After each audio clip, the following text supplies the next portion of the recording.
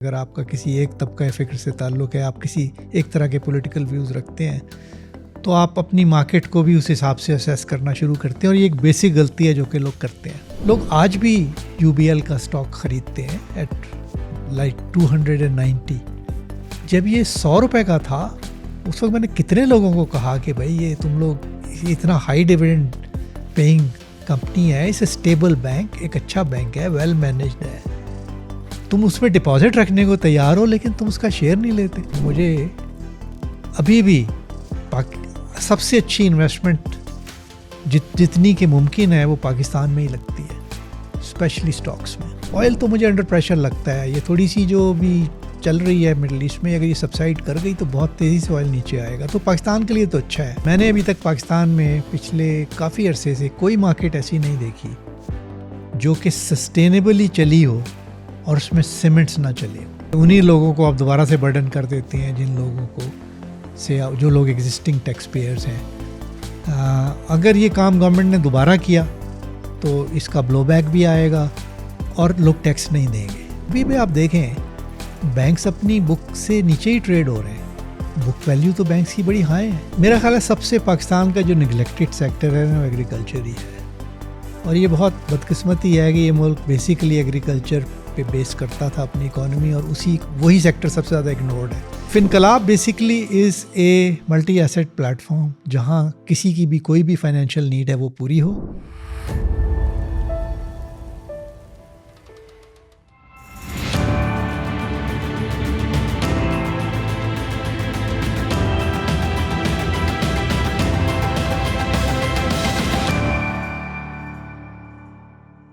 अस्सलाम वालेकुम नजम साहब, क्या हाल है? जी वालेकुम सलाम। वेलकम टू दुबई नजम साहब।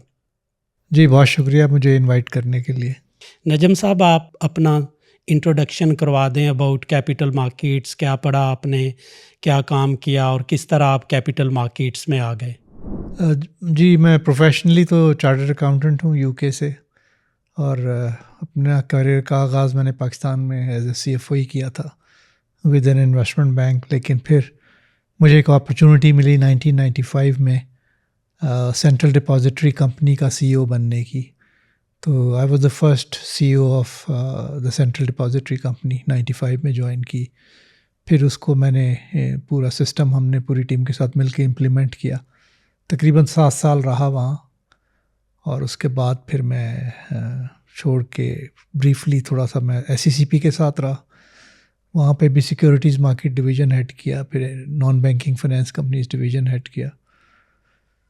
उसके बाद फिर एक एसेट मैनेजमेंट कंपनी थी अबैमको, मैं उसका CEO रहा फॉर अबाउट अनदर 7 years। तो इस तरह से तकरीबन मेरा अगर आप समझ लें तो 92 से लेके अब तक ऑलमोस्ट 30-32 साल मुझे हो गए पाकिस्तान की कैपिटल मार्केट्स के अंदर किसी ना किसी कैपेसिटी में, from investment banking to asset management to regulation. तो 2010 में आई फाउंडेड नेक्स्ट कैपिटल। उसमें कुछ मेरे साथ इंस्टीट्यूशनल शेयर होल्डर्स भी थे। तो this is a brokerage and advisory firm. तो अभी तक तो उसी को ही चला रहे हैं। उसके कुछ और इनिशिएटिव्स हैं जो उसके अंदर लिए गए हैं। तो ये है मेरा एक ब्रीफ इंट्रोडक्शन। नजम साहब, मैंने फिनकलाब के बारे में बहुत से दोस्तों से सुना है, बहुत तारीफ़ भी करते हैं। आपका जो एक डिजिटल प्लेटफॉर्म है फॉर ट्रेडिंग इन्वेस्टिंग, मेनली उस पर बात करेंगे, बट आपकी प्रेजेंस का फ़ायदा उठाते हुए I will also like to discuss about Pakistan stock market and उसके अराउंड कुछ क्वेश्चन। सो सबसे पहले मार्केट को डिस्कस कर लेते हैं कि मार्केट का जो ये बुलिश मोमेंटम है, इसके पीछे मेन ट्रिगर्स कौन से थे। अभी भी काफ़ी मार्केट पॉजिटिव है, लेकिन बहुत सारे जो लोग हैं वो थोड़े से स्केप्टिकल भी हैं। वो कहते हैं कि अभी मार्केट का जो एक मार्केट कैप है वो तो 40 बिलियन से भी नीचे है, मार्केट 83,000 पे चली गई है, अकाउंट्स रिटेल के जो वही 2.5-3 लाख हैं वही हैं। सो फिर ये जो एक मोमेंटम आया इसमें, इसका मेन ट्रिगर क्या है, और आपके ख्याल में ये कंटिन्यू कर सकता है या कोई ऐसे रिस्क फैक्टर्स हैं जो कि इन्वेस्टर्स को ऑब्ज़र्व करने चाहिए गोइंग फॉरवर्ड? देखें, जो लोग इस मार्केट में रेगुलर इन्वेस्ट करते हैं और एक थोड़ा सा भी अनबायस्ड व्यू अगर मार्केट का रखें, मैंने देखा ये है कि लोग अपने पॉलिटिकल व्यूज़ की वजह से मार्केट के व्यूज़ को पे डोमिनेट कर देते हैं। मसलन अगर आपका किसी एक तबका फ़िक्र से ताल्लुक़ है, आप किसी एक तरह के पॉलिटिकल व्यूज़ रखते हैं, तो आप अपनी मार्केट को भी उस हिसाब से असेस करना शुरू करते हैं, और ये एक बेसिक गलती है जो कि लोग करते हैं। और इसमें मैंने सिर्फ आम इन्वेस्टर को नहीं देखा, अपने मुल्क के बड़े बड़े फंड मैनेजर्स को भी मैं इसी तरह से देखा है कि वो भी अपनी जो इन्वेस्टिंग उनके जो थॉट्स होते हैं ना, वो ड्राइव कर रहे होते हैं कि वो मुल्क के पॉलिटिकल हालात को कहाँ देख रहे होते हैं। और वो बड़ा एक ऑब्जेक्टिव काम है जिसको कि लोगों को करना चाहिए। मुझे याद है मैंने जून 2023 में एक ट्वीट की थी और कहा था कि बहुत सारे लोग मेरे से पूछते हैं कि हमें ये मार्केट सस्टेनेबल लगती है नहीं लगती। उस वक्त मैंने कहा था कि ना सिर्फ लगती है बल्कि अगले 10 साल के लिए लगती है। उसकी वजह ये थी कि इंटरेस्ट रेट साइकिल मुझे रिवर्स होता नज़र आ रहा था उस वक्त, क्योंकि इन्फ्लेशन था अभी कुछ 12-14 महीने पहले 38% तक गया था, लेकिन जो इकोनॉमी की सूरत हाल थी वो नज़र आ रही थी कि ये नीचे आ जाएगा, इसलिए कि डिमांड डिस्ट्रक्शन बहुत हो गई थी मार्केट के अंदर। इनकम ग्रो नहीं कर रही थी, तो इन्फ्लेशन ने कहाँ रहना था। तो और वो आपने देखा नीचे आया, और शार्पली नीचे आया। कॉर्पोरेट अब लोग नज़र से अगर पूरी एक वाइडर व्यू अगर लोग रखते तो देख रहे थे कि जो कॉर्पोरेट लैंडिंग है बैंक से नहीं कर पा रहे थे। सो ओवरऑल एक डिमांड थी मार्केट में जो कि कम होती चली जा रही थी। तो इन्फ्लेशन उस सूरत में नहीं यहाँ पे रह सकता था जैसा था। हाँ, कुछ अगर इम्पोर्टेड इन्फ्लेशन था तो वो जाहिर है वो चलता, उस पर भी गवर्नमेंट ने बड़ी सख्ती से इंपोर्ट्स को भी कंट्रोल किया। आपने देखा होगा आपका जो एनर्जी मिक्स है, मेरा नहीं ख्याल कि बहुत सारे लोगों को इस बात का पता है कि अब हमारा ऑलमोस्ट 60-65% जो एनर्जी है वो हम अपनी लोकल ज़रूरियात से पूरा कर रहे हैं। हम लोकल जो हमारी सप्लाईज़ है वहाँ से पूरा कर रहे हैं, हम कम इंपोर्ट कर रहे हैं। तो government was very Cognizant of all this. तो लोग ओवरऑल पिक्चर नहीं देख रहे थे मार्केट की। मार्केट का जो पी मल्टीपल था वो 3-3.5 जैसा हो गया था, और डिविडेंड यील्ड्स बाकी स्टॉक्स की बहुत हाई हो गई थी। अब जैसे लोग आज भी यूबीएल का स्टॉक ख़रीदते हैं एट लाइक 290। जब ये 100 रुपये का था उस वक्त मैंने कितने लोगों को कहा कि भाई ये तुम लोग इतना हाई डिविडेंड पेइंग कंपनी है, इसे स्टेबल बैंक, एक अच्छा बैंक है, वेल मैनेज्ड है, तुम उसमें डिपॉजिट रखने को तैयार हो लेकिन तुम उसका शेयर नहीं लेते। कुछ लोगों को बात समझ में आई, कुछ लोगों को मैंने दिलवा के बड़ी दी उस ज़माने में। तो लोग स्वे हो जाते हैं मुल्क के हालात की वजह से कि पता नहीं क्या बनेगा। लोगों की एक अनसर्टेनिटी है जो कि विच इज़ अंडरस्टैंडेबल। लेकिन जो इन्वेस्टिंग है ना वो इमोशंस को ज़रा साइड पे करके करनी पड़ती है। आपको हालात का जायज़ा लेना होता है। अभी मेरी कल यहाँ दुबई में भी किसी साहब से बात हो रही थी, तो अब जहाँ ज़ाहिर है जो मुल्क से बाहर रहते हैं उनको मुल्क के हालात का एक थोड़ा सा वो रहती है कि अनसर्टेनिटी है, इंस्टेबिलिटी है। तो उनको भी मैं यही कह रहा था कि मुझे अभी भी सबसे अच्छी इन्वेस्टमेंट जितनी के मुमकिन है वो पाकिस्तान में ही लगती है, स्पेशली स्टॉक्स में।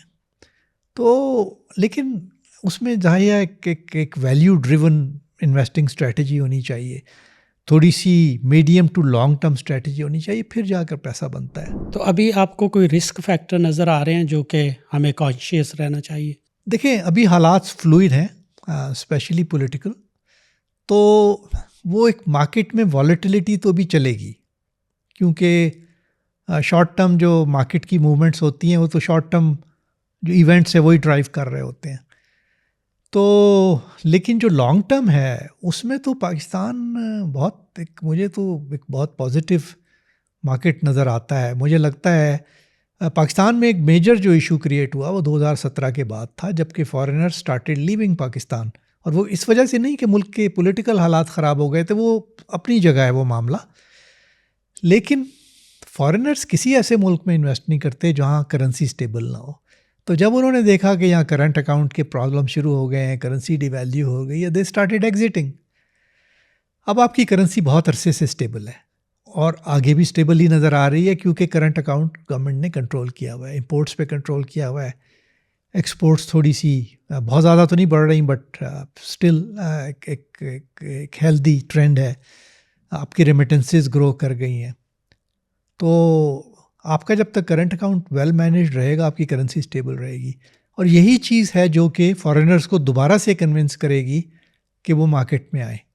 तो इस स्टेज पे मुझे रिस्क्स हैं बिकॉज इकॉनमी में एक तो पाकिस्तान की पॉलिटिक्स की वजह से बाज़ होगा तो पॉलिसी अनसर्टेनिटी हो जाती है।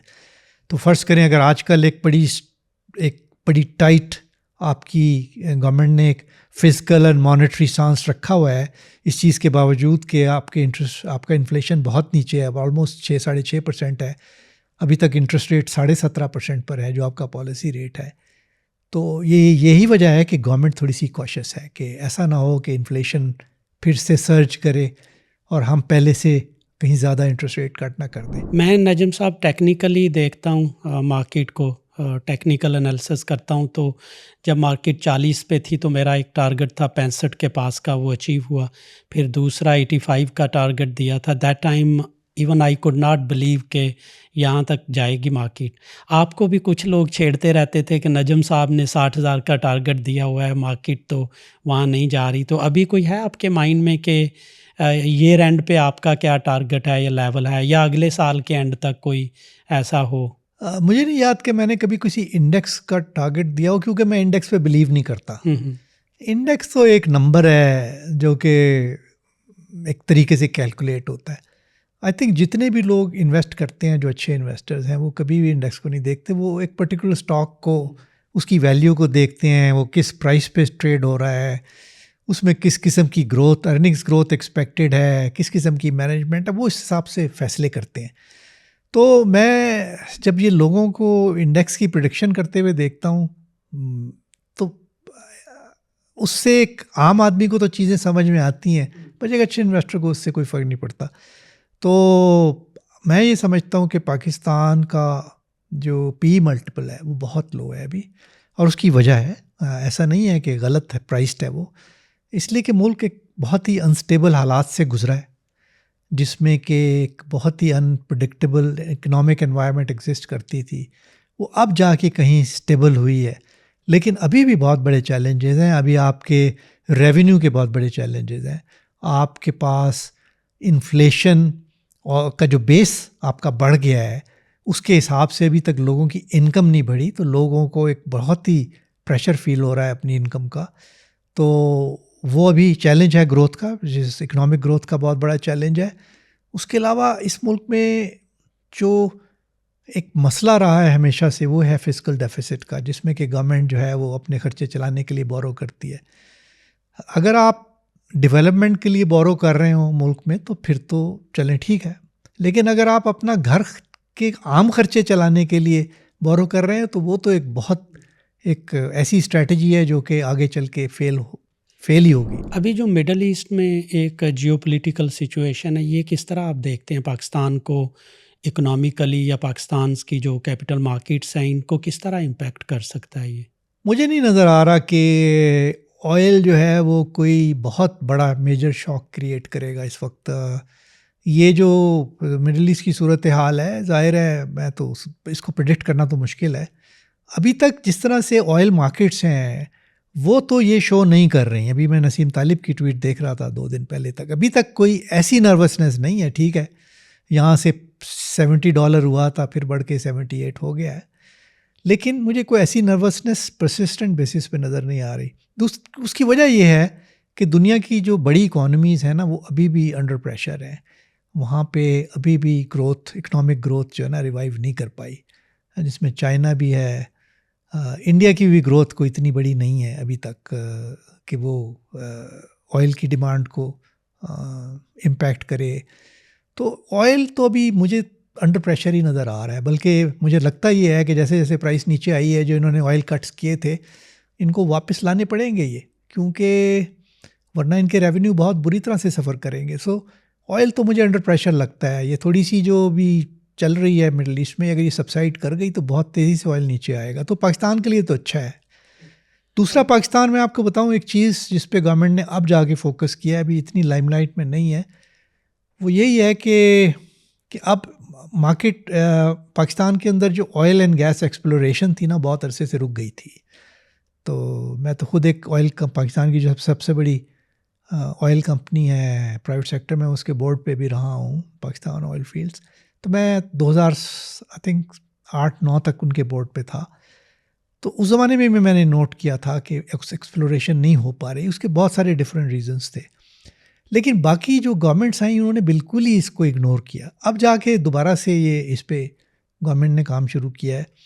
इसमें अब टाइम तो लगेगा, ज़ाहिर है एक्सप्लोरेशन की जब पॉलिसीज़ अब बनाते हैं, लाइसेंसेस दोबारा से इशू करते हैं, उसके बाद एक 5-7 साल का गैप आता है। मुझे लगता है पाकिस्तान में ऑयल एंड गैस एक्सप्लोरेशन पे काम होगा और पाकिस्तान सेल्फ सफिशेंसी की तरफ बढ़ेगा, क्योंकि इनको भी एहसास हो गया है कि हमारे मुल्क की जो सबसे बड़ी इंपोर्ट है वो तो ऑयल से रिलेटेड है, जो कि एनर्जी की नीड्स हैं या हमारी जो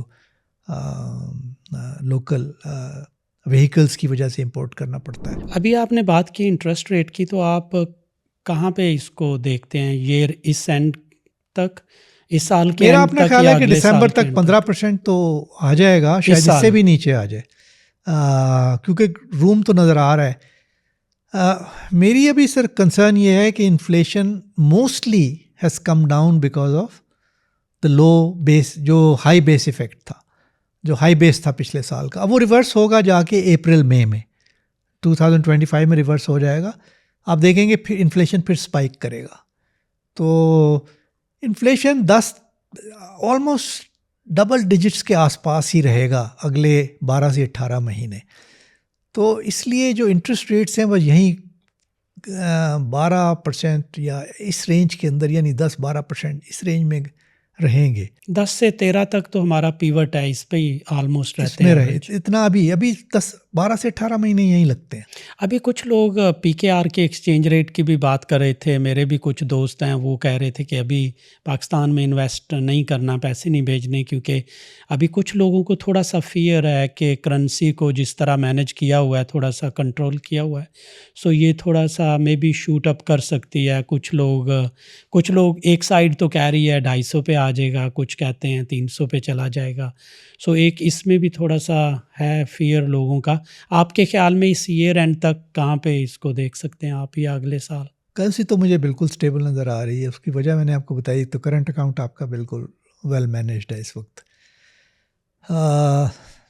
दूसरा ये है कि इंटरेस्ट रेट अगर ये बहुत तेज़ी से नीचे लेके आए तो फिर शायद थोड़ा सा एक अपवर्ड प्रेशर आ सकता है। मुझे नहीं लगता कि गवर्नमेंट इतनी तेज़ी से इंटरेस्ट रेट कम करेगी। एक तो कुछ IMF भी आपके सर पे बैठी हुई है, और कुछ इनको अब खुद भी ख्याल आ गया है कि इतनी जल्दी नहीं करना चाहिए। तो फ़िलहाल तो करेंसी बहुत स्टेबल नज़र आ रही। कोई मेजर, हाँ देखें आपका और US का, क्योंकि इन्फ्लेशन रेट डिफरेंशियल एक चल रहा है, जो कि उस हिसाब से करेंसी रेगुलर, तो पाकिस्तान की जो हिस्टोरिक रेट है डिप्रिसिएशन का वो 6 से 8% तो है। अगर इतनी हो जाती है तो दैट विल बी नॉर्मल।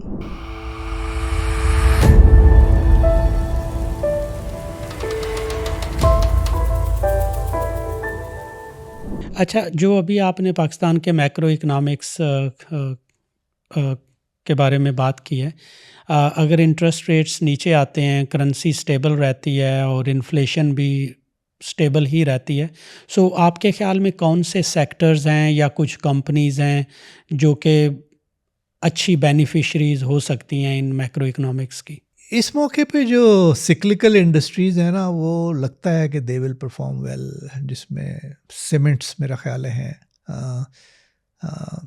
उसकी वजह ये है कि एक तो ये इंडस्ट्रीज़ थी जो कि लेवरेज थी, जिन्होंने बोरोइंग की हुई थी।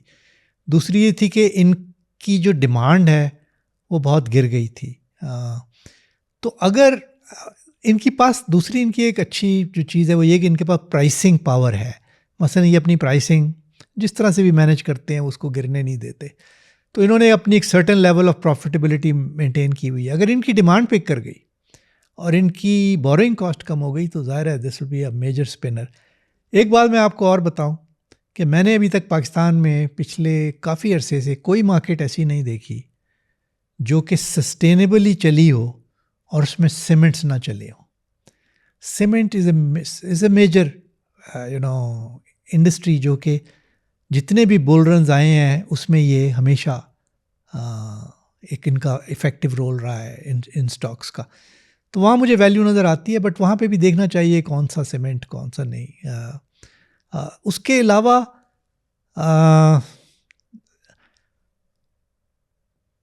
आपकी आबादी है काफ़ी बड़ी है, तो जो आप देखें कौन कौन से सेक्टर्स हैं जहाँ पे अर्निंग्स ग्रोथ आएगी।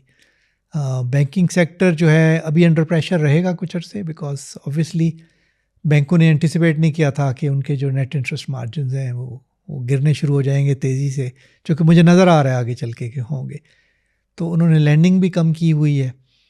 अब उनका इम्तहान ये है कि इस लैंडिंग को अगर उन्होंने अब्रप्टली आगे बढ़ाया या जैसा प्रेशर है स्टेट बैंक का उसके हिसाब से प्रेशर में आके लैंडिंग शुरू की और क्वालिटी पे उसको ज़ोर ना दिया, तो बैंकिंग सेक्टर में भी डिफ़िकल्टी आ सकती है।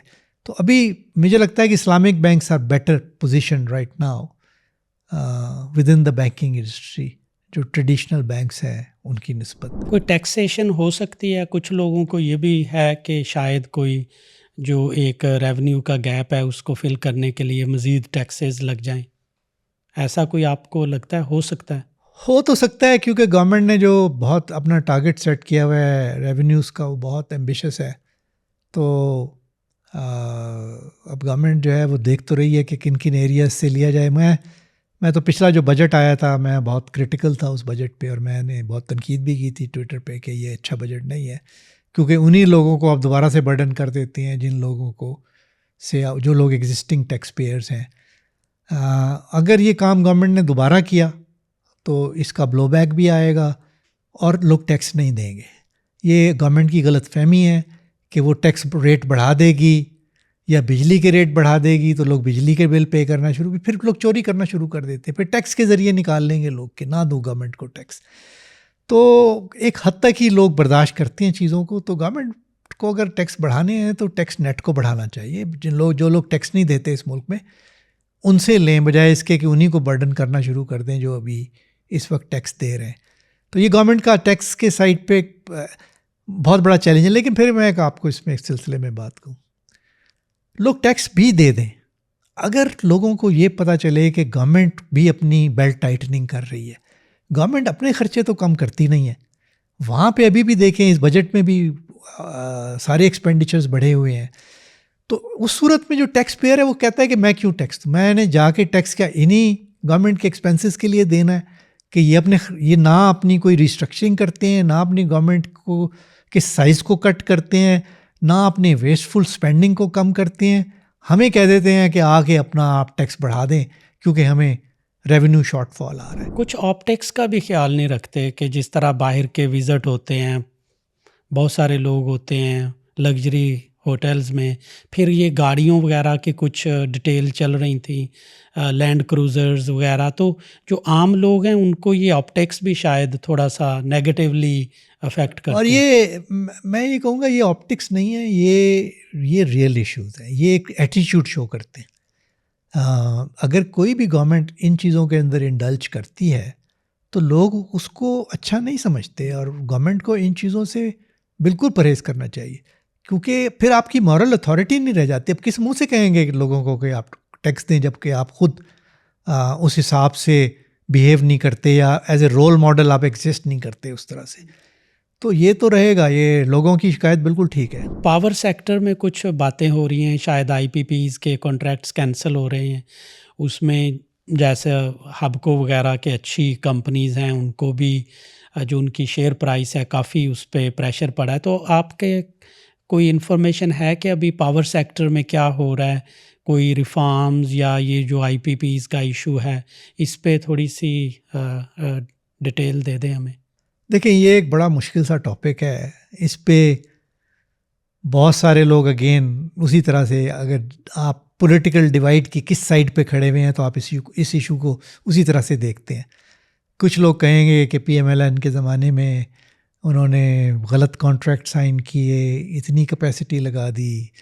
पीएमएलएन के लोगों से पूछो तो वो कहेंगे कि भाई हमें तो नहीं पता था कि अगले 10 साल में इकोनॉमिक ग्रोथ नहीं होगी, इस तरह के झगड़े पड़ेंगे मुल्क के अंदर, तो हमने तो एक हिसाब से प्लानिंग की थी। तो दोनों तरफ से आपको लगेगा कि आर्गुमेंट में जान है, उनको उस तरह जो क्रिटिसाइज़ कर रहे हैं उसमें भी जान है, जो डिफेंड। मेरा अपना व्यू ये है कि मेरा ख्याल है कि बेहतर कॉन्ट्रैक्ट्स निगोशिएट हो सकते थे उस पीरियड में। गवर्नमेंट ने थोड़ी सी जल्दी की। गवर्नमेंट ने जो डिमांड साइड है उसको प्रिडिक्ट करने में भी उतनी ड्यू डिलिजेंस नहीं की जो कि उस ज़माने में करनी चाहिए थी। हैविंग सेड दिस, गवर्नमेंट पे प्रेशर भी पड़ा था क्योंकि लोड शेडिंग हो रही थी, एक्सपोर्ट्स आपकी रुकी हुई थी, फैक्ट्रीज बंद थी, लोड शेडिंग 12-12 घंटे हो रही थी। तो एक पॉलिटिकल गवर्नमेंट्स जो है ना, पॉलिटिकल गवर्नमेंट पे हमेशा ये प्रेशर्स रहते हैं, उसमें फिर वो गलतियां भी करते हैं उस प्रेशर में आके। तो उन्होंने की, तो ये मैं उनकी नीयत की, लोग ये जो समझते हैं ना कि उनकी नीयत की गलती थी, ये मैं नहीं मानता। उनकी गलतियां थी, एब्सोल्युटली थी, लेकिन वो अंडर प्रेशर थे, उन्होंने किया। अब यहाँ से उस क्रिटिसिज्म से तो कुछ हो नहीं, अब यहाँ से आगे चलना है कि क्या किया जाए। आपकी इस वक्त तकरीबन 40-42 हज़ार की जो है ना इंस्टॉल्ड कैपेसिटी है मेगावाट्स की, जबकि आपकी जो पीक है वो 28 से 30 हज़ार की होती है, पीक जो डिमांड है। और सर्दियों में तो ये 12-14 हज़ार पे रह जाती है। तो अब जो आपने निगोशिएट किए हुए हैं कॉन्ट्रैक्ट्स, वहाँ पे ज़ाहिर है कैपेसिटी पेमेंट्स हैं, एक बहुत बड़ा एलिमेंट है कि आप यूज़ कर रहे हो ना कर रहे हो, देनी पड़ती है। सो टेक और पे का जो इशू है वो एक सीरियस इशू है इन द पावर इंडस्ट्री। अब गवर्नमेंट उसको रीनिगोशिएट कर रही है कि टेक एंड पे उसको ले जाया जाए। मैं ये समझता हूँ कि पिछली जो पीटीआई गवर्नमेंट थी उसने एक अच्छा काम किया था कि ये टर्म्स रीनिगोशिएट की थी विद द आईपीपीस। इस गवर्नमेंट के लिए भी ज़रूरी है कि अब मुल्क के जो हालात हैं, जाके बजाय इसके कि इन कंपनियों को कोर्स किया जाए और इन पे एक दबाव डाला जाए, इनको बताया जाए कि मुश्किल हालात से मुल्क एक गुज़र रहा है, तो अगर इसमें कोई गुंजाइश है तो बैठ के उन टर्म्स को दोबारा से निगोशिएट कर लेना चाहिए। मुझे याद है आज से 2 साल पहले मेरी कुछ पावर प्रोड्यूसर से बात हुई थी, तो वो खुद ही कह रहे थे कि हम गवर्नमेंट अगर हमारे साथ बैठेगी, जब ये पीटीआई की गवर्नमेंट थी जबकि बात कर रहा हूँ, कि गवर्नमेंट बैठेगी तो हम बैठ के उनके साथ बात करने को तैयार हैं। हम भी समझते हैं इस चीज़ों को। लेकिन उस ज़माने में भी आपने देखा होगा एक कमेटी बना दी गई थी और उस ज़माने में काफ़ी रेटरिक जनरेट हुई थी कि इन्होंने गलत काम किए हुए हैं, हम ये करेंगे। ये काम नहीं करना चाहिए गवर्नमेंट्स को, ये किसी भी गवर्नमेंट को नहीं करना चाहिए। आप बैठें उनके साथ, आखिर कमर्शियल कॉन्ट्रैक्ट्स हैं, वो जैसे भी हैं, बुरे निगोशिएट ये, आप उनके साथ बैठें और एक्सप्लेन करें अपनी सूरत हाल और फिर आगे चलें। क्योंकि अगर आप ज़बरदस्ती करेंगे तो उसका एक और तरह का आप पे इम्पैक्ट आएगा, फिर लोग भाग जाते हैं, इन्वेस्टर इन्वेस्ट नहीं करते फिर आगे चल के। तो it's a very tricky situation. I think government is managing it well current, और इनके साथ रीनिगोशिएट हो जाएगा। लेकिन ये मसला पूरा फिर भी हल नहीं होगा, इसलिए कि आपके ज़्यादातर जो प्लांट्स लगे हैं जो बड़े हैं वो तो चाइनीज़ जो इन्वेस्टमेंट्स हैं उसके साथ लगे हैं। तो वहाँ उसका क्या करेंगे? वो तो नहीं आपसे, वो तो रीनिगोशिएट नहीं होंगे वो कॉन्ट्रैक्ट्स। कुछ न्यूज़ थी कि कुछ कॉन्ट्रैक्ट कैंसिल हुए हैं, वो ऐसे पुरानों की अभी कुछ नहीं हो सकता। और कुछ जो लिस्टेड कंपनीज हैं इन पे कुछ नेगेटिव इम्पैक्ट आ सकता है, जैसे हबको वगैरह हैं। देखिए, इंडिविजुअली मुझे नहीं पता गवर्नमेंट इंडिविजुअली क्या कर रही है इनके साथ, बट एक स्ट्रेटजी नज़र आ रही है। मसलन अभी तक, although I have not been able to confirm it, but एक ये भी है कि शायद जो चाइनीज़ प्लांट्स हैं गवर्नमेंट इनको ख़रीद ले और फिर इनको रिस्ट्रक्चर करे। That's requires a large investment, but energy का मसला हल किए बगैर ये मुल्क तरक्की नहीं कर सकेगा, इसलिए कि आपकी जो एक्सपोर्ट्स हैं या बाकी इंडस्ट्रीज़ हैं वो अनकम्पेटिटिव होती चली जा रही हैं because energy bills are so high. अभी मैं एक कंपनी एक है बड़ी पाकिस्तान की कंपनी जिसको कि जो कि यहाँ से पाकिस्तान से एग्ज़िट करना चाह रहे हैं, अब उनके साथ भी यही हुआ है। एनर्जी बिल इतने बढ़ गए हैं कि उनके मार्जिन्स कम हो गए हैं यहाँ पे, तो उसी की वैल्यूएशन चेंज हो गई उस कंपनी की। सो ये सब लोगों के लिए बहुत बड़ा मसला है यहाँ पे जो एनर्जी बिल्स है। सो इसको गवर्नमेंट को प्रायोरिटी पे देख, और मुझे लगता है कि बाय दिसंबर कुछ ना कुछ होगा इस सेक्टर के अंदर। अच्छा, बैंकिंग सेक्टर की आपने बात की, तो बैंकिंग सेक्टर ने तो बहुत अच्छा परफॉर्म किया है, ऑलमोस्ट 3 टाइम्स हो गए हैं कुछ स्टॉक्स जो हैं। हाई एडीआर की रेशो भी है और इंटरेस्ट रेट भी नीचे आ रहे हैं, लेकिन बैंक अभी भी अच्छा परफॉर्म कर रहे हैं। तो उसकी क्या मेन वजह है? Basically high dividend yield. Banks तो देखें, बैंक्स की जो अर्निंग्स थी वो तो पहले भी अच्छी थी। बैंक्स का मसला था और अभी भी है कि बहुत लो प्राइस टू बुक और price to earnings multiple trade हो रहे थे। अभी भी आप देखें, बैंक्स अपनी बुक से नीचे ही ट्रेड हो रहे हैं। बुक वैल्यू तो बैंक्स की बड़ी हाई है, दे trade at a fraction of the book value. इसी तरह उनके पी मल्टीपल्स देखें तो इवन मीज़ान जैसे बैंकों का पी मल्टीपल कितना होगा, 4 और 5 के दरमियान होगा। ये हाई तो नहीं। मेहनत हमने तो वो ज़माना भी देखा है कि जब पाकिस्तान में जो 2 मेजर ट्रांजैक्शंस हुई, एक एमसीबी में आपने याद होगा अपनी मे बैंक को शेयर बेचे थे और मे बैंक ने शेयर ख़रीदे थे, और एक पे यूनियन बैंक आपका बिका था। आपको पता है वो किस मल्टीपल पे ट्रेड हुए थे? वो बुक के 5 के मल्टीपल पे ट्रेड हुए थे शेयर्स, 5 टाइम्स बुक। अभी तो मीज़ान का जैसा जो सबसे ज़्यादा सक्सेसफुल शेयर है, I think at current price उसकी 2 से ज़्यादा पी मल्टीपल या 2 या 2.5 का पी मल्टीपल होगा उसका बुक से, इससे बड़ा नहीं होगा। और बाकी बैंक्स तो 1 के पी मल्टीपल से भी नीचे हैं। तो बैंक्स में अभी भी वैल्यू है, क्योंकि अगर इस मुल्क में इकोनॉमिक ग्रोथ होनी है और डेवलपमेंट होनी है, वो बैंकों के थ्रू ही रूट होनी है। तो बैंक और आपकी जो मेजर सोर्स ऑफ सेविंग्स हैं लोगों की, वो तो सारी बैंकों के पास ही हैं। तो बैंक्स थोड़ा सा मैं ये कहूँगा कि सुस्त हो गए थे। इन्होंने एक आसान ज़रिया कमाई का देख लिया था, which was lending to the government. अब इनको बहुत बड़ा झटका लगा है रिसेंटली, जिस तरीके से गवर्नमेंट ने अब काम किया है। आप देखें, पिछला टी बिल ऑक्शन कैंसिल हुआ, अब जो आया उसमें उन्होंने 3 मंथ वाला रिजेक्ट कर दिया ऑक्शन, और बड़ी तेज़ी से नीचे लेके आए हैं जो बॉन्ड यील्ड्स हैं। ये आगे चल के और भी नीचे आएंगी।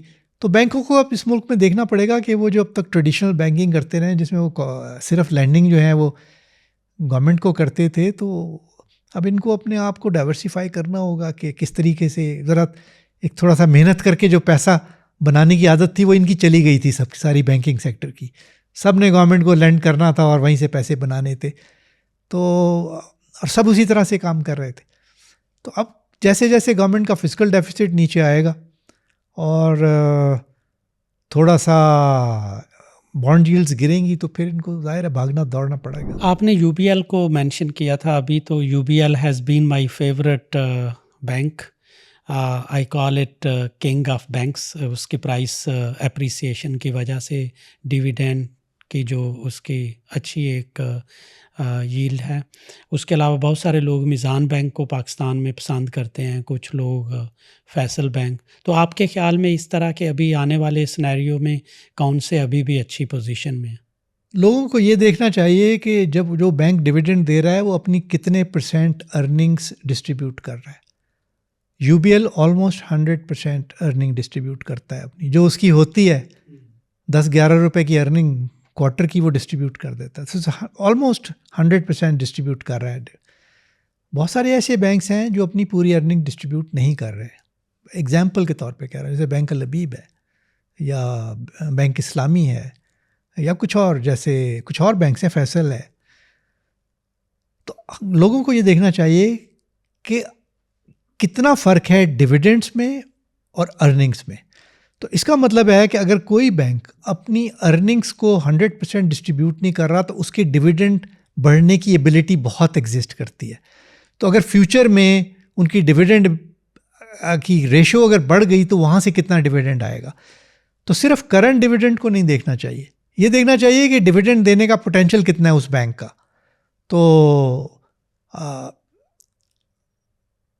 कुछ बैंक्स उसमें अभी भी मैं समझता हूँ अंडर वैल्यूड है। तो लोगों को ये देख लेना चाहिए कि अगर इंटरेस्ट रेट कम हुए तो कौन से बैंक्स अच्छा परफॉर्म करेंगे, उसमें कौन बेहतर पोजीशन में है, किसके नेट इंटरेस्ट मार्जिन उसको उस तरह से इम्पैक्ट नहीं करेंगे। इंडिविजुअल बैंकों के नाम मैं इसलिए नहीं लेना चाहता कि वो फिर लोग मिसलीड होंगे, कहेंगे कि मैं कोई इन्वेस्टमेंट एडवाइस दे रहा हूँ। बट मेरा ख्याल है आपके सामने है सब कुछ है कि किस बैंक की प्राइस टू बुक रेशो क्या है, प्राइस टू अर्निंग रेशो क्या है। इतने चीप ट्रेड कर रहे हैं banks, eventually they will do well.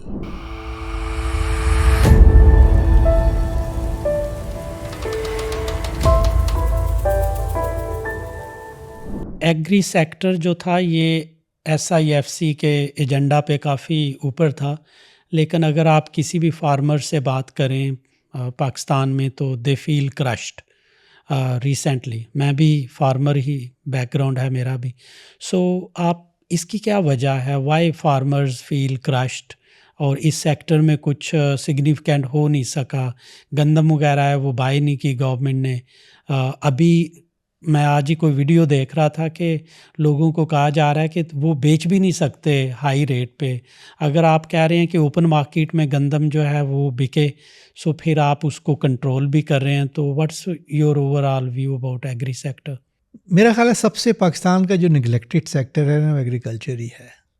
और ये बहुत बदकिस्मती है कि ये मुल्क बेसिकली एग्रीकल्चर पे बेस करता था अपनी इकॉनमी, और वही सेक्टर सबसे ज़्यादा इग्नोर्ड है।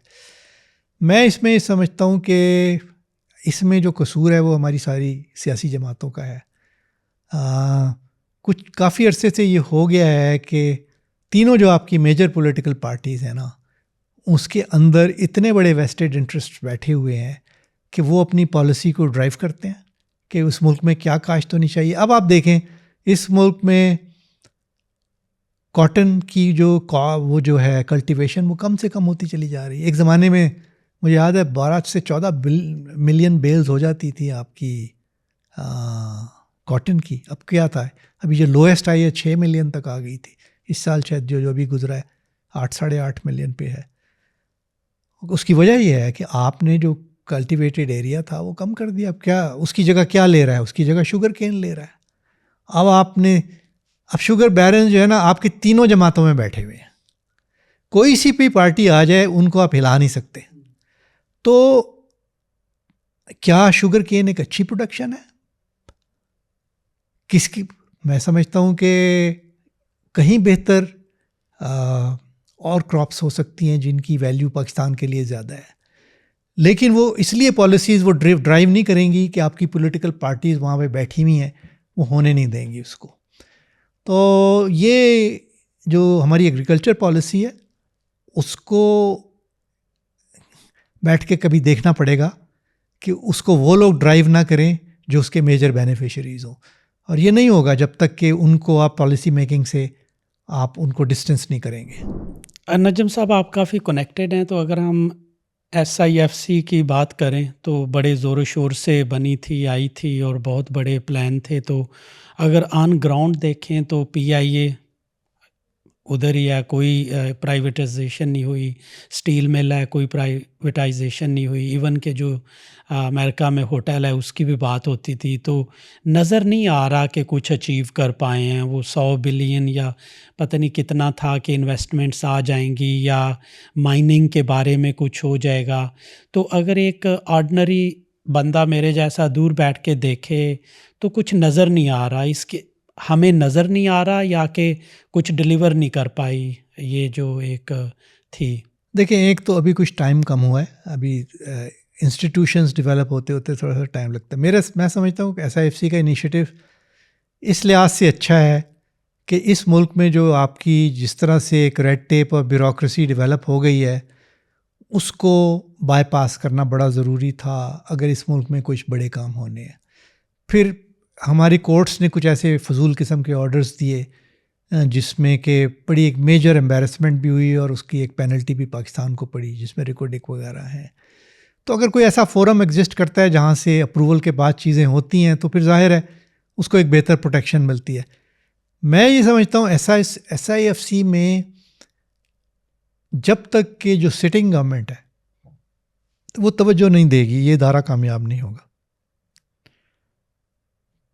पहले आपको कंपनियों को तैयार करना पड़ेगा, प्रोजेक्ट्स को तैयार करना पड़ा। SIFC तो एक अप्रूविंग एजेंसी है ना, एक अप्रूविंग काउंसिल है। फ़र्ज़ करें वहाँ पे कोई प्रोजेक्ट आप लेके जाएं उसकी अप्रूवल ही लेनी है ना उससे, या गवर्नमेंट को कहना। अप्रूवल से मेरी मुराद है कि वहाँ जाके कहना है कि भाई हमें ये प्रोजेक्ट करना है, हमें गवर्नमेंट की और बाकी सारी इदारों को सपोर्ट चाहिए इसमें। गवर्नमेंट जब उसको वहाँ कमिट कर देती है, फिर सारे इदारे उसकी सपोर्ट करें। वो प्रोजेक्ट्स की जिम्मेदारी किसकी है? या तो गवर्नमेंट की है या प्राइवेट सेक्टर की है। तो गवर्नमेंट के पास कुछ है, आपने स्टील मिल का मेंशन, तो गवर्नमेंट को भी तो अपना कुछ चीज़ें ठीक करनी चाहिए ना। फ़र्ज़ करें कि माइनिंग करनी चाहते हैं फॉर इंस्टेंस, या कोई और इनिशिएटिव लेना चाहते हैं, तो वहाँ कोई काम करके दिखाएं ना, लेके आए प्रोजेक्ट्स। SIFC कोई ऐसी कोई जादू की छड़ी तो नहीं है कि वहाँ से चीज़ें निकलनी शुरू हो जाएंगी। वो तो एक इनेबलिंग इंस्टीट्यूशन है। छड़ी वाले हैं उसमें, तो लगता था कि ये छड़ी घुमाएंगे और हो जाएगा काम, जैसा कि उसमें हमारे जो एस्टेब्लिशमेंट के लोग हैं वो बैठे हुए हैं, जिससे कि इन्वेस्टर को एक सर्टन लेवल ऑफ कंफर्ट आता है। हम उसको अच्छा कहें या बुरा कहें वो एक अलग है, बट इन्वेस्टर कंफर्ट फील करते हैं कि अगर एस्टेब्लिशमेंट के लोग वहाँ बैठे हुए हैं, इसलिए कि उनको पता है कि यहाँ से अगर चीज़ें अप्रूव हुई तो कल को कोर्ट्स में क्वेश्चन नहीं होंगी। तो वो उस काम में कोई हर्ज नहीं है। मैं कुछ और बात कर रहा हूँ, मैं सिर्फ ये कह रहा हूँ कि हमारा private sector as well as government, उनको कुछ करके दिखाना हो, लाए ना प्रोजेक्ट्स, अपने प्रोजेक्ट्स वायबल लेके आए और कहें हमें ये करने हैं। फिर वहाँ से अगर ना हो तो फिर बात है ना। इसी तरह गवर्नमेंट को भी चाहिए कि अपने इदारों को, जिनको प्राइवेटाइज करना है, जिनको बेचना है, उनको तैयार करें बेचने के लिए। तो वो एक गवर्नमेंट की भी जिम्मेदारी है, प्राइवेट सेक्टर की भी जिम्मेदारी है। एक इदारे को आप बुरा भला क्या, इदारा तो बिल्कुल मुझे सही नज़र आता है, वो आपके लिए खड़ा हुआ है कि लाएं अपना प्रोजेक्ट, हम आपको एक जितनी आपको सपोर्ट चाहिए हम आपको प्रोवाइड करते हैं। पॉलिटिकल कंसेंसस है, जिस तरह के स्टील मिल, PIA, ये पीपल पार्टी वाले खड़े हो जाते थे कि हम नहीं बेचने देंगे, तो उनका है इसमें मुझे प्राइवेटाइजेशन पे कोई रेजिस्टेंस तो नज़र नहीं आ रही। रेट्रिक बहुत है कि हम यूँ, मेरे लगता है कि आई थिंक गवर्नमेंट का इशू ये है कि प्राइवेटाइजेशन का जो पूरा प्रोसेस है ना, वो मैं नहीं समझता इज़ वेल मैनेज्ड। और उसमें उसके लिए जितने बड़े तब्दीली की विद इन द गवर्नमेंट ज़रूरत है, स्पेशली जिस तरीके से हमारा स्ट्रक्चर एग्जिस्ट करता है प्राइवेटाइज करने का, उसको चेंज करने की ज़रूरत है ऐसे जल्दी से, वरना चीज़ें प्राइवेटाइज नहीं होंगी। मैं तो ख़ुद प्राइवेटाइजेशन ट्रांजैक्शंस में कुछ में इन्वॉल्व रहा हूँ। पाकिस्तान को अगर इफ़ेक्टिवली प्राइवेटाइज करना है तो प्राइवेटाइजेशन के प्रोसेस में बहुत सीरियस स्ट्रक्चरल चेंजेस करनी पड़ेगी, उसके बगैर नहीं होगा। अच्छा, अभी अगर कोई इन्वेस्टर हैं जिन्होंने अभी इन्वेस्ट करना है, तो आपके ख्याल में कौन से अभी सेक्टर इस तरह अच्छे हैं, या कौन सी कुछ कंपनीज आप समझते हैं कि आर गुड टू इन्वेस्ट? अगर किसी के पास 1 मिलियन है, एक रिटेल इन्वेस्टर है, where should he she invest now? देखिए, मैंने पहले भी कहा आपको कि मेरे लिए इंडिविजुअल स्टॉक्स पे बात करना मुमकिन नहीं होगा, लेकिन मैं एक जनरल बात आपको बता देता हूँ। वो ये कि इट लार्जली डिपेंड्स कि आपकी रिस्क प्रोफाइल क्या है एज एन इन्वेस्टर। दूसरा ये कि आप किस एज ग्रुप से हैं। अगर आप यंग हैं तो आपको ज़्यादा रिस्क लेना चाहिए और आपको ग्रोथ स्टॉक्स में जाना चाहिए। अगर आपकी एज ऐसी है कि आप रिटायरमेंट के करीब हैं तो फिर आपको ज़्यादा रिस्क नहीं लेने चाहिए, आपको उन स्टॉक्स में जाना चाहिए ज़रा थोड़े से डिफेंसिव हैं, जो आपको रेगुलर इनकम प्रोवाइड कर सकें। तो अगर आप किसी भी अच्छे इन्वेस्टमेंट एडवाइज़र के पास जाएंगे तो वो आपको एक एलोकेशन बना देगा, आपको आपकी रिस्क प्रोफाइल देखते हुए, आपकी सोशल प्रोफाइल देखते हुए। मेरा ख्याल है ये मिसलीडिंग होगा कि मैं यहाँ एक इंटरव्यू में ये कहूँ कि लोगों को ये करना चाहिए। Investment is a very detailed process, उस प्रोसेस से लोगों को गुजरना चाहिए। एक टेबल पर बैठकर किसी के साथ बात करें कि मेरे पास कितनी सेविंग्स हैं, वो मेरी सेविंग्स मेरे लिए कितनी इम्पॉर्टेंट है, मैंने उससे के साथ क्या करना है, मुझे उनकी कब ज़रूरत पड़ेगी, मेरी रिस्क एपिटाइट क्या है अगर मुझे लॉस हुआ, मेरी आगे की ज़रूरियात कितनी है, ताकि मैं देख सकूं कि मुझे किस किस्म के स्टॉक्स में या कैसी एसेट क्लासेस में इन्वेस्ट करना चाहिए। Investment is a very wholesome process. ऐसा नहीं है कि बैठ के मैं किसी को 2-4 फ़िक्रे बोल दूं और वो स्टॉक ख़रीद लें जाकर। अभी हमने फिनक्लाब पे भी बात करनी है, time is running out. Quickly अगर बताएं, आपको लगता है कि आने वाले दिनों में कुछ हमारे सेक्टर स्ट्रगल कर सकते हैं? जैसे टेक है, उसने बिल्कुल परफॉर्म नहीं किया।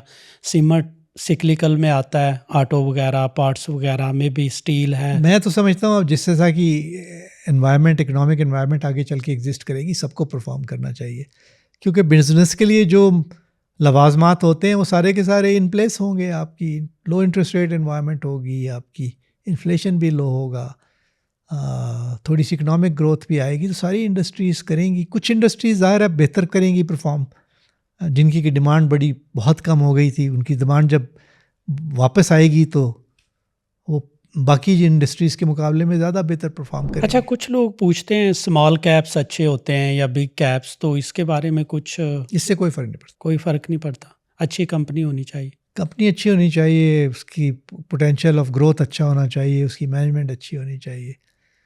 लोग कहते हैं कि मैं अक्सर मेरे से बात होती है, कहते हैं यार तो 500 रुपये का स्टॉक है तो बहुत महंगा है, मैं 2 रुपये का क्यों। हालांकि what is important is your percentage return.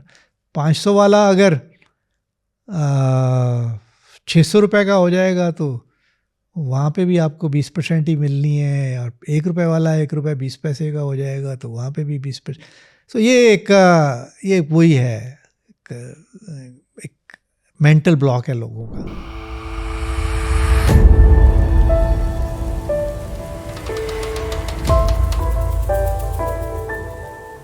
नजम साहब, मेरा second last question about investors engagement.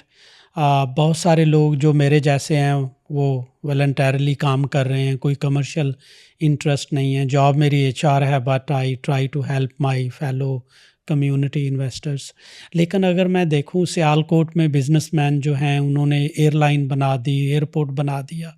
सो कराची में जितने भी ये हमारे ब्रोकर्स हैं या कैपिटल मार्केट्स में हैं लोग, ये एक ऑनलाइन यूट्यूब चैनल क्यों नहीं चला सकते? जैसे कि याहू फाइनेंस मैं देखता हूँ US मार्केट्स के लिए 4 घंटे लाइव आता है, बाद में छोटे छोटे उनके होते हैं क्लिप्स वगैरह।